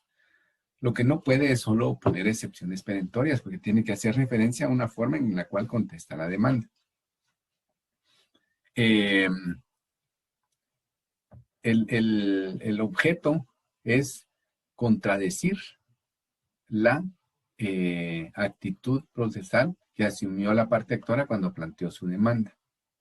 Esa es la razón. Son medios de defensa que son útiles para los efectos de poder asumir el derecho de defensa de la parte demandada. Acá en este recuadro yo les hago referencia a las excepciones privilegiadas, por eso les hablaba de la de pago, prescripción, cosa juzgada y transacción. Conforme el artículo 342, se establece que se podrán interponer en cualquier tiempo mientras no se haya dictado sentencia de segunda instancia, debiendo igualmente recibirse la prueba de las mismas en la audiencia más inmediata que se señale para la recepción de prueba del juicio o en auto para mejor proveer si ya se hubiera agotado la recepción de estas pruebas. Significa esto que las excepciones privilegiadas, que son las que la doctrina les llama de esa manera, o mixtas, se pueden, pues porque se indica que se pueden interponer en cualquier momento, pero el objeto no es que sirvan de medio para dilatar o para retrasar un proceso, sino el objeto es de que sirvan de verdaderos medios de defensa de la parte demandada cuando se acredite que efectivamente ya se pagó, ya hay una prescripción, ya hay una cosa juzgada o ya hay una transacción. Pero también se hace referencia mediante fallos constitucionales que para que puedan interponerse después de la contestación de la demanda, porque éstas se pueden interponer al momento de contestar la demanda, para que puedan oponerse después de la contestación de demanda, los hechos en los que se funden deben de haber acaecido en forma posterior. Es decir, el patrono para interponer la excepción privilegiada o como perentoria de pago, el pago debió de haberlo realizado después de contestada la demanda. Si viene a plantear una excepción de pago después de contestada la demanda, aduciendo incluso que todo eso ya se lo pagó antes de la demanda, ahí esos hechos ya no pueden tomarse en consideración, ya son extemporáneos. Y es que fíjense que muchas veces a la parte demandada se le pasó la audiencia y no llegó, se le declaró rebelde. Y viene posteriormente a pretender dilucidar su situación y hacer uso de medios de defensa que ya pasaron. Por lo regular plantean que ya hay un pago, que hay una prescripción o que hubo una transacción, pero eso debió de haberlo hecho valer en la fase procesal oportuna, porque también hay fallos jurisprudenciales en este sentido, en cuanto a que los hechos en los que se base deben de haber acaecido posterior a el momento en el cual se están oponiendo, es decir, si se pagó después de la contestación de demanda, si hubo una transacción, entonces se puede oponer, pero si no acaecieron esos hechos después de la contestación de la demanda, devienen extemporáneas. Entonces nos encontramos con la contestación de demanda en donde se pueden oponer las excepciones perentorias. La contestación de la demanda, al igual que la demanda puede ser oral o escrita, puede ser simple o convencional, ¿verdad? La reconvención es otra circunstancia que se debe de plantear cuando se contesta la demanda, si se va a proceder a hacer uso de ese derecho. Acá la acumulación lo que pretende es acumular acciones que están planteadas en una misma vía, ¿verdad? Entonces, cuando se hace el planteamiento de una reconvención, es porque se está creando una acumulación de acciones también, pero que se están tramitando dentro del mismo juicio. Y el objeto es que si, digamos, se plantea la reconvención, se le da trámite a la reconvención y a la vez ya no se prosigue como normalmente lo haríamos, porque ¿qué fase sigue después de contestada la demanda si no hay reconvención? Pues la conciliación. Y después de la conciliación, el diligenciamiento de la prueba. Pero ¿qué sucede si con la contestación de demanda se plantea la reconvención? Automáticamente la demanda original, digamos, se queda en la fase de ahí de contestación. Porque hay que darle trámite a la reconvención. Y si se le da trámite a la reconvención, lo que sigue es que la parte actora o irreconvenida se manifieste en cuanto a la postura procesal que va a asumir en contra de la reconvención. Es decir, si va a oponer excepciones dilatorias o va a contestar la reconvención de una vez. Si contesta la reconvención de una vez, entonces ahí ya nos encontramos en el mismo nivel de los dos procesos. Entonces, a partir de ahí ya vamos a continuar con la conciliación de ambas acciones, con el diligenciamiento de la prueba de ambas acciones.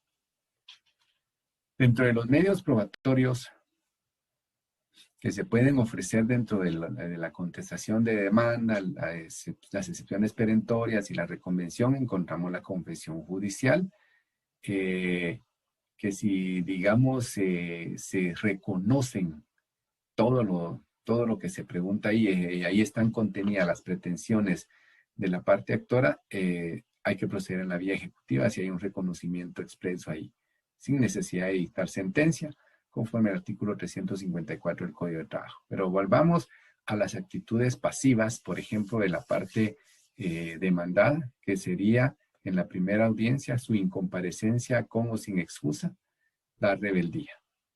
La rebeldía si la excusa no es aceptada o si no comparece. ¿Cuáles son las actitudes activas? La contestación en sentido negativo, la contestación en sentido afirmativo o el allanamiento, ¿verdad?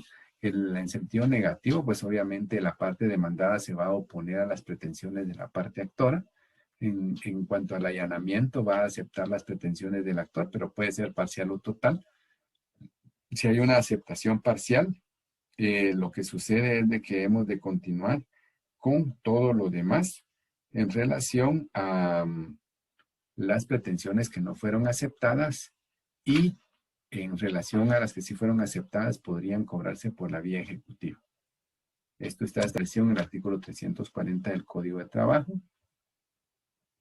Siempre y cuando haya un allanamiento a las pretensiones y al salario, no hay necesidad de discutir nada más. Luego de que tenemos la contestación de la demanda y excepciones perentorias o excepciones perentorias, la fase a discutir o a dilucidar o la fase que debe de darse en la conciliación. Y ahí no es más que una forma de buscar un arreglo entre las partes, garantizando los derechos mínimos, es decir, las prestaciones irrenunciables, y lo único que pudiera negociarse en cuanto a monto sería la indemnización. Recordemos también que la conciliación puede ser en cualquier fase del proceso, incluso antes de la misma, para los efectos de poder establecer si hay un arreglo. Conciliación parcial, hay un convenio en cuanto a lo que sí, y se continúa en cuanto a lo que no. Y una conciliación total le da fin al proceso siempre y cuando se haya cumplido debidamente con lo que se establece en el mismo. Digamos que no se dio que se agotó la conciliación y las partes no quisieron llegar a ningún acuerdo, entonces se procede al diligenciamiento de la prueba. Aquí no es más que una verificación de la prueba que se ha ofrecido por las partes para establecer si van a ser útiles para las proposiciones de cada uno de los litigantes. La prueba es una forma de convencer al juez de lo que se ha pedido, de los hechos en los cuales se ha fundado la demanda y en los cuales se funda la contestación de demanda y o las excepciones perentorias y o la reconvención. En la primera audiencia debe de darse el diligenciamiento de la prueba. Recordemos que hay una posibilidad de una segunda audiencia en un plazo no mayor de 15 días y extraordinariamente una tercera en no mayor de 8 días. Hay una facultad del juez de trabajo para poder señalar un término extraordinario de prueba, siempre y cuando deba de pedirse alguna prueba fuera de la República de Guatemala, precisamente por los trámites administrativos, los tiempos que pudiera llevarse, no pudiera dar tiempo de tenerla dentro de cualquiera de las dos audiencias que se señalan, o de las tres, digamos, incluyendo la primera. Entonces sí es necesaria una tercera para poder traer a la vista alguna prueba que se requiera en el extranjero. Pero en sí el diligenciamiento de la prueba consiste en tener como prueba la que se ofrece por ambas partes en su oportunidad procesal. Recordemos que hay un ofrecimiento de la prueba, hay una admisión de la prueba, hay un diligenciamiento de la prueba, que tanto el ofrecimiento como la admisión propiamente se dan dentro del desarrollo del procedimiento ordinario laboral y el diligenciamiento también en la audiencia respectiva, y al final tenemos la valoración que se da por parte del juez.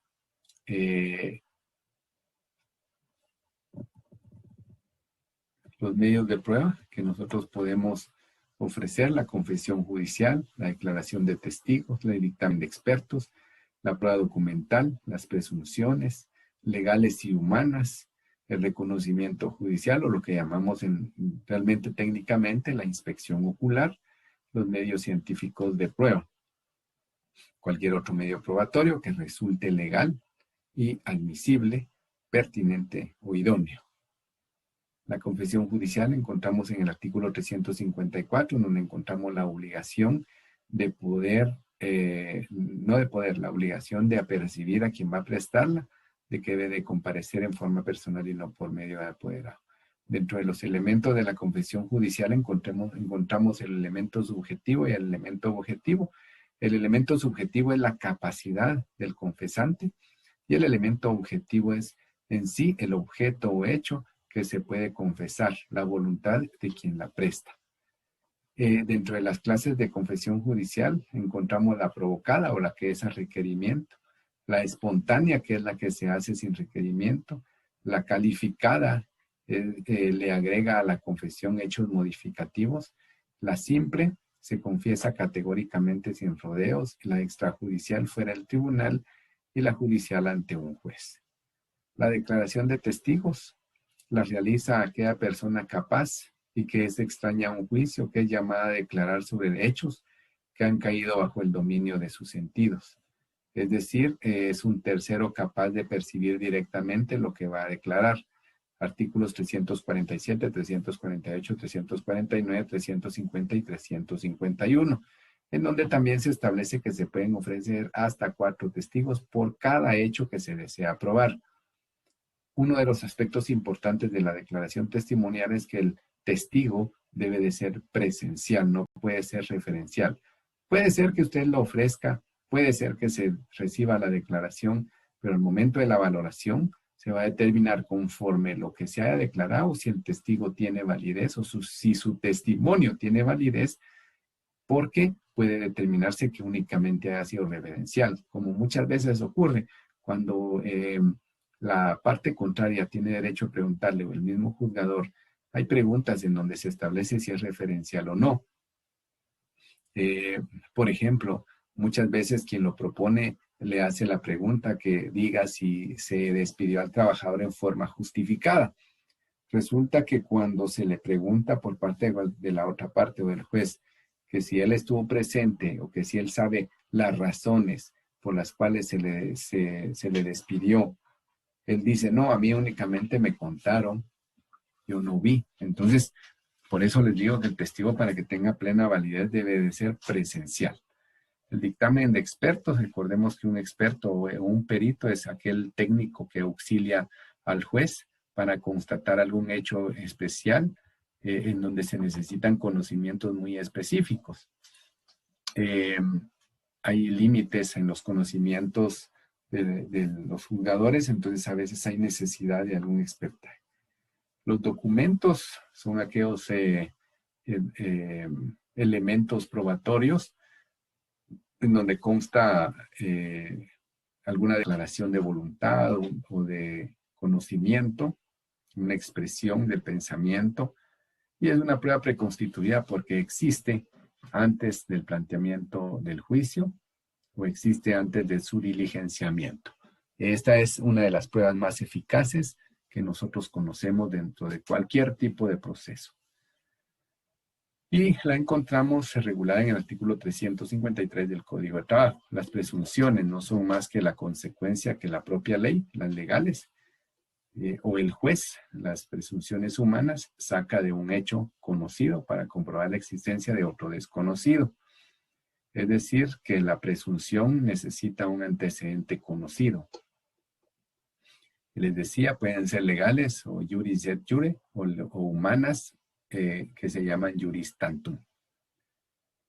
La inspección ocular, lo que muchos nominan reconocimiento judicial, que tiene por objeto que el juez en forma directa e inmediata perciba los hechos o circunstancias tangibles, cuyo conocimiento y apreciación no se requieren, o para cuyo conocimiento o apreciación no se requieren conocimientos especiales. Aunque pudiera ser que sí se necesite algún conocimiento especial, y para ello en la inspección ocular puede hacerse acompañar el juez de un experto. Los medios científicos de prueba. Dentro de estos medios son aquellos grandes descubrimientos o inventos que son utilizados dentro de un proceso y que puedan servir para descubrir la verdad que se busca. Se usa básicamente ciencias como la biología, la física, la química, otras ramas de la ciencia que nos sirven para poder apoyar la tesis de cualquiera de las partes dentro de un proceso. Agotado el diligenciamiento de prueba, encontraríamos que el proceso se encuentra para resolver, pero encontramos la posibilidad de dictar un auto para mejor proveer. El auto para mejor proveer ya vimos que se puede practicar de oficio o en instancia de parte por una sola vez antes de dictar sentencia. El objeto no es traer a prueba, traer medios de prueba de las partes, sino simplemente que sirva para aclarar situaciones dudosas. El plazo debe de practicarse dentro de un término que no exceda de 10 días. Es decir, puede fijarse para su realización 1, 2, 3, 4, 5, 6, 7, 8, 9 o 10 días, dependiendo de la naturaleza de lo que se pretenda traer a la vista. Y no será necesario no será necesaria la citación, es necesaria, la citación de las partes para poder decretar este auto para mejor proveer, pero no es recurrible por ninguna manera. Una vez se haya diligenciado toda la prueba o se haya cumplido el plazo del auto para mejor proveer, se haya o no traído a la vista lo que se requirió, nos encontramos para dictar sentencia.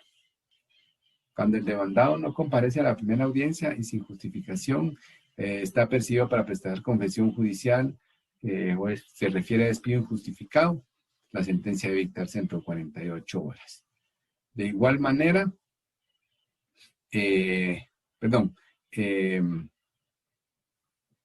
para aclarar, los dos presupuestos para la sentencia dentro de las 48 horas es que no haya concurrido el demandado a la audiencia sin causa justificada, que exista confesión judicial que se haya pedido o que se haya litigado el despido injusto. Cualquiera de esas dos circunstancias o las dos circunstancias encontramos ya en 48 horas. Recibidas las pruebas y dentro de un término no menor de 5 días ni mayor de 10, debe dictarse sentencia. Este plazo, no menor de 5 ni mayor de 10, también corre a partir de que se haya cumplido el plazo del auto para mejor proveer. Lo encontramos en el artículo 359 del Código de Trabajo. Encontramos también que, según lo que pudimos ya ver, las sentencias pueden ser declarativas, declaran un derecho, una situación o circunstancia, constitutivas, constituyen o establecen una circunstancia, absolutorias, absuelven al demandado y pueden ser total o parcial, y las condenatorias que condenan al demandado y puede ser total o parcial. La estructura de la sentencia, es decir, los requisitos formales, los encontramos en el artículo 147 de la ley del organismo judicial. Y en relación a los recursos, encontramos que en materia laboral proceden los recursos de revocatoria, nulidad. Acá tenemos el recurso de responsabilidad, lo traje yo a colación acá, pero solamente para recordarles que este tiene una derogatoria tácita ante la existencia de la ley de la carrera judicial. La rectificación, que vimos en qué casos proceden, y la apelación. La reposición, vimos que según lo que establece el Código Procesal Civil y Mercantil, procede en segunda instancia en lugar de la revocatoria, pero el trámite es muy diferente. En cuanto al recurso de revocatoria, vimos que procede contra resoluciones que no sean definitivas, se plantean en audiencia o dentro de 24 horas siguientes cuando se refiere a resoluciones dictadas fuera de audiencia, y se resuelve sin más trámite cuando se plantean en la misma audiencia, y dentro de 24 horas cuando se plantean en contra de un decreto fuera de una audiencia. La nulidad procede contra actos, contra procedimientos, es decir, violación a ley o violación al procedimiento, cuando no sea procedente el recurso de apelación y se interpone dentro de el tercer día que conocía la infracción. Artículo 365 del Código de Trabajo. En cuanto a la interposición de la nulidad, se interpone ante el mismo juzgado que dictó la resolución o que llevó a cabo la diligencia o el procedimiento. Se le da trámite inmediatamente, se manda a oír por 24 horas a la parte contraria y con su contestación o sin ella se resuelve dentro de las 24 horas siguientes, bajo estricta responsabilidad del juzgador, artículo 365 del Código de Trabajo. Esta flechita se movió un poco, pero estaba en relación acá al recurso de nulidad. El recurso de rectificación, ya vimos que es en contra del auto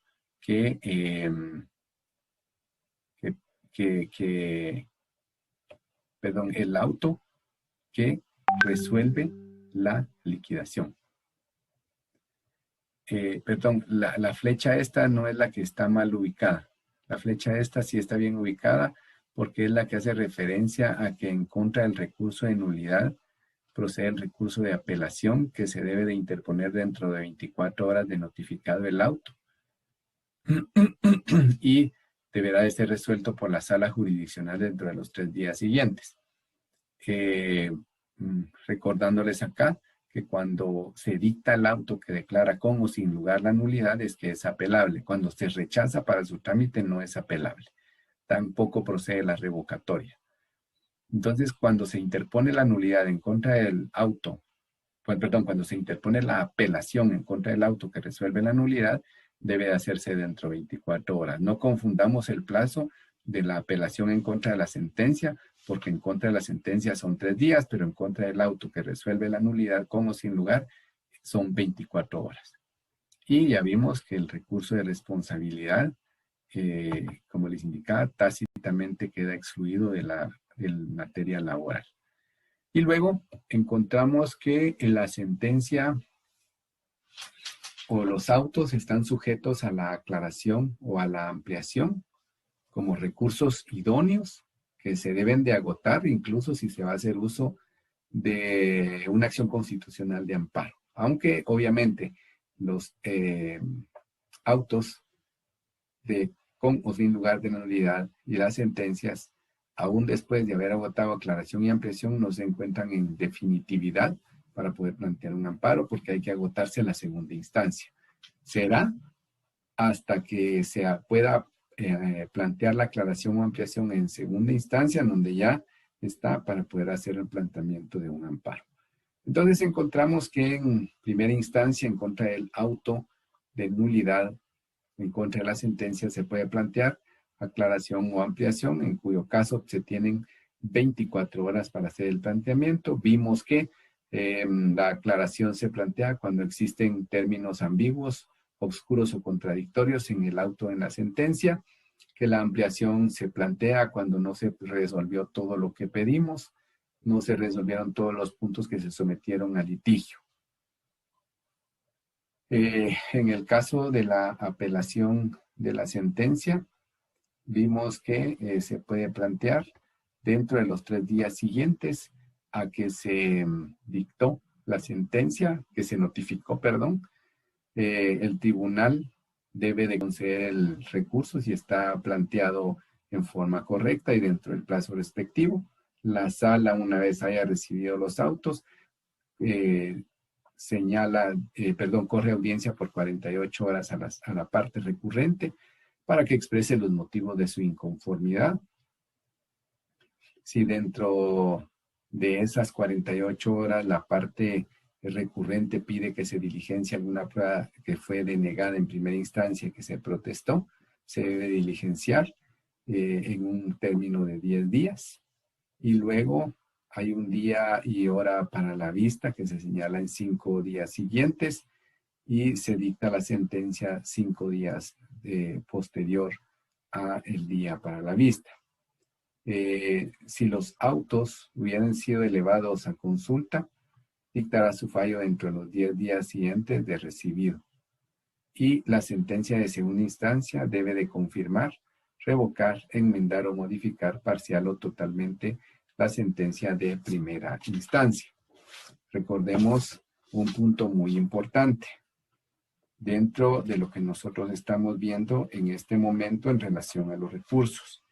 Y alguien decía con mucha certeza que cuando hablamos de la apelación, estamos de la apelación de sentencias, porque esto último que estamos viendo es de la apelación de sentencias.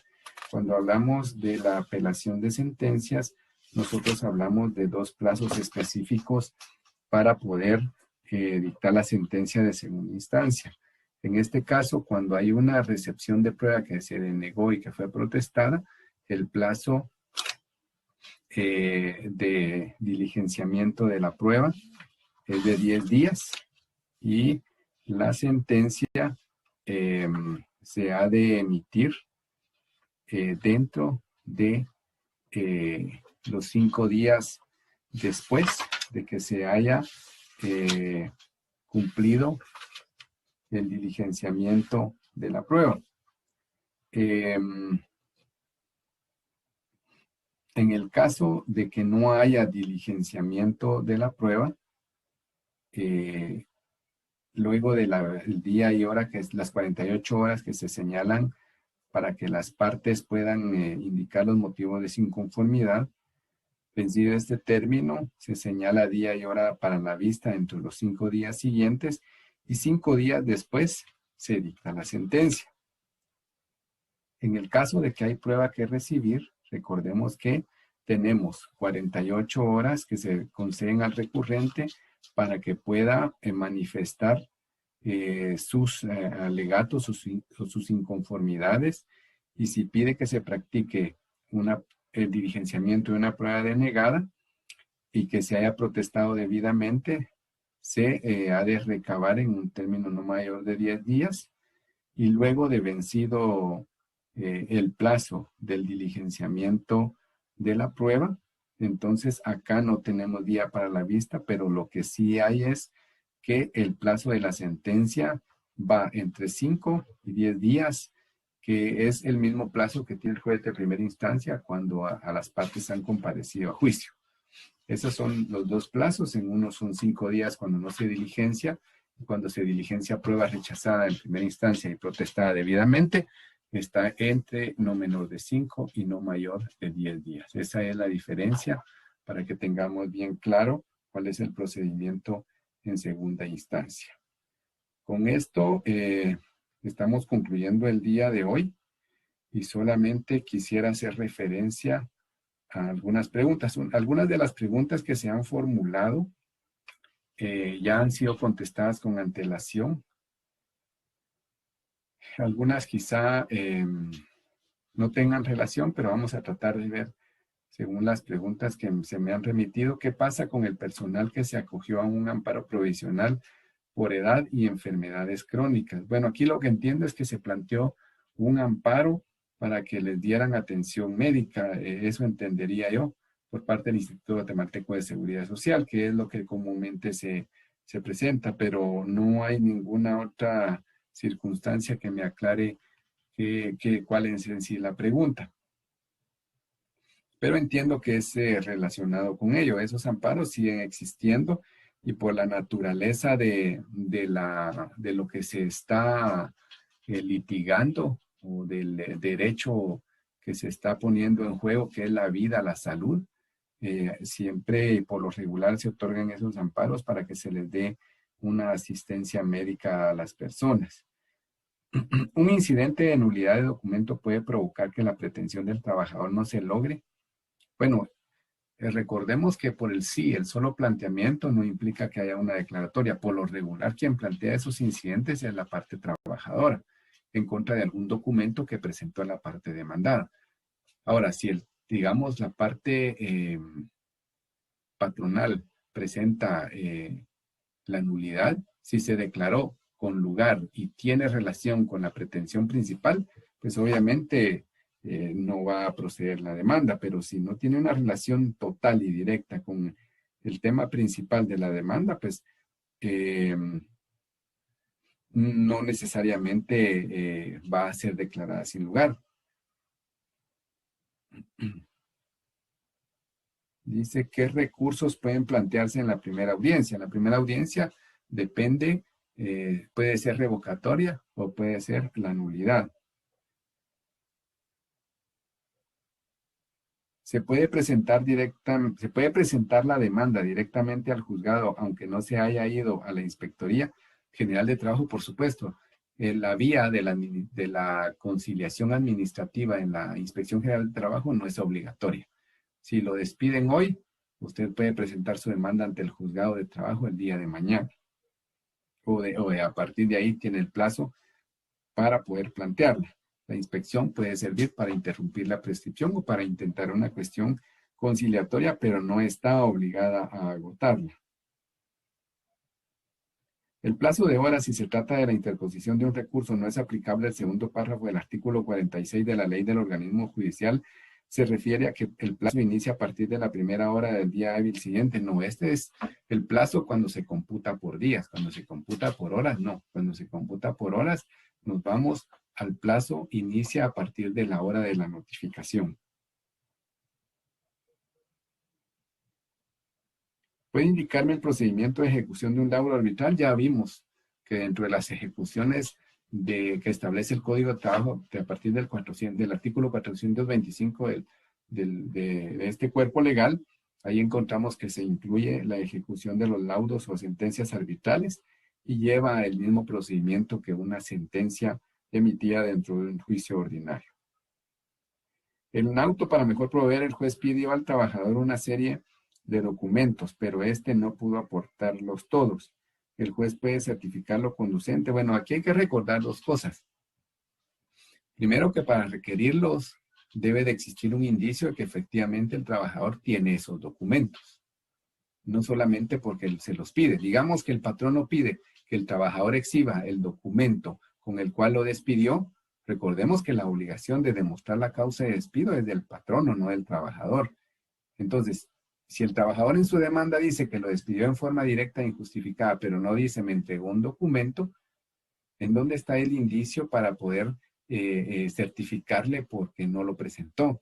No existe un indicio de que lo tenga. Cuando exista un indicio de que el trabajador lo tenga y no lo presenta y le hicieron un apercibimiento en la resolución que le ordena la exhibición, ahí puede ser que proceda. Pero en caso contrario, no se le puede certificar si no existe un apercibimiento previo.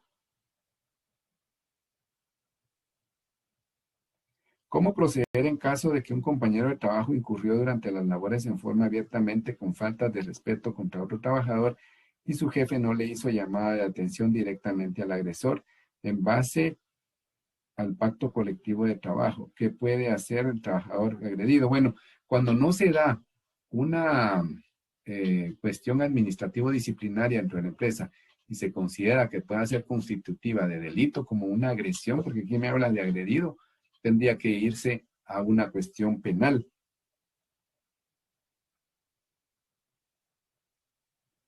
¿Qué procede en caso de que el patrono ya se le certificó lo conducente en el ramo penal y aún éste se niega a reinstalar al trabajador? Bueno, la procedencia es duplicar la multa que se haya fijado y volver a requerirle el cumplimiento de la obligación. La persecución penal sería el camino que le queda al trabajador, agilizar esa persecución penal por parte de él directamente para poder gestionar que el procedimiento penal pueda avanzar y de esa manera pueda sancionársele. O ante la eventual amenaza de una sanción, el patrono cumpla con su obligación de la reinstalación. Dice en relación al recurso de apelación, ya que la ha apelado una excepción de incompetencia que se puede presentar en el juzgado, ya que han suspendido el proceso y en la sala me indican que es 1 año para que señalen la audiencia para la vista. Bueno, en primer término, debió de haber impugnado la resolución que otorgó con efecto suspensivo la apelación, porque conforme el artículo 365 del Código de Trabajo, este no cae dentro de los presupuestos para otorgar la apelación con efectos suspensivos, sino sin efectos suspensivos. Pero debió de haber impugnado la resolución que así lo decretó oportunamente. Y aquí está una sobre si las excepciones en proceso laboral no se tramitan en incidente igual que en materia civil. Eso ya lo vimos, ya lo contestamos con la exposición de este día. ¿Es legal que un notificador razone y no diligencia una notificación solo porque se consignó que el demandado tiene su domicilio, ejemplo, Barrio Santa Fe, y este no agotó los medios para poder localizarlo? Bueno, recordemos que la obligación de las partes es indicar claramente la dirección. Si existe efectivamente, por decirles algo, ese barrio, y no se indicó, y es ahí en donde debe notificarse, es una obligación de las partes. El notificador no tiene la obligación de ir y buscar, si no es ese lugar, ir a buscar en donde se le encuentre. Contrario sería un notario notificador que puede notificar en el lugar en donde pueda ser habido el demandado. Incluso, aunque no haya sido el lugar en donde se señaló por la parte actora, el notario tiene la facultad de notificarle en un lugar diferente a la parte demandada, siempre y cuando sea en forma personal.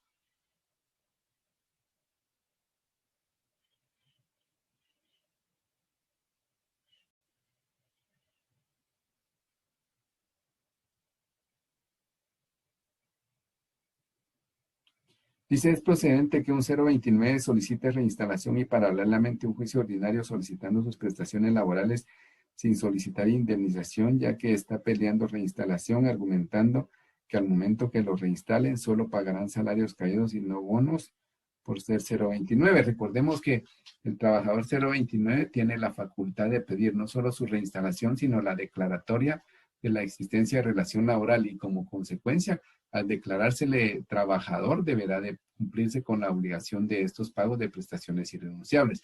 Ahora, puede hacerse la declaratoria, pero si no se hiciere durante la vigencia de la relación laboral luego de ser reinstalado, al concluir la misma podrá hacer el reclamo.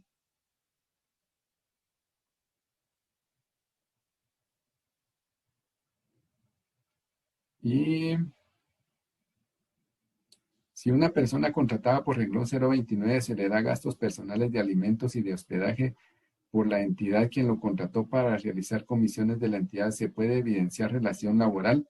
Bueno, esto puede servir de un indicio o de un principio de prueba para denotar relación laboral, pero tenemos que encontrar todos los demás elementos restantes para poder determinar si existió una relación laboral.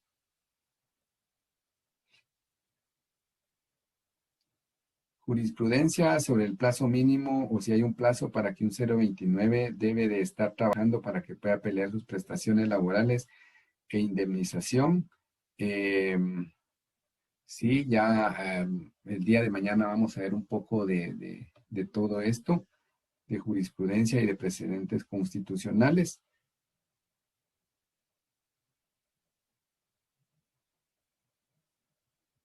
Dice, puede certificarse lo conducente contra el trabajador. Bueno, no sé si hubo una cuestión acá de que se haya cambiado los renglones, pero solamente eso diste en esta línea. No sé a qué se pueda referir, si se puede certificar en contra de un trabajador. Y solo como una cuestión general, sí se podría certificar en contra de un trabajador si mediante una confesión judicial en donde fue juramentado, en caso de que mintiera, se certificaría lo conducente por perjurio y se estableció que mintió, ahí se puede certificar como una cuestión general, porque no sé a qué se refiera esta pregunta. No tiene más información.